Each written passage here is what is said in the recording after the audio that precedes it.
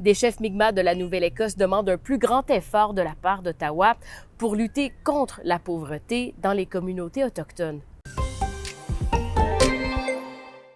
Ces dirigeants demandent au gouvernement fédéral une intervention urgente pour remédier aux disparités en matière de revenus qui, selon eux, maintiennent certaines familles dans la pauvreté.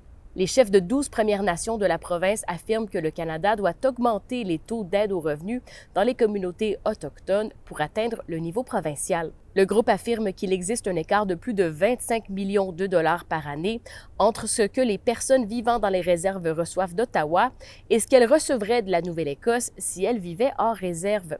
Le sénateur Paul Prosper affirme que les Premières Nations de la province réclament tout simplement le respect de leurs droits.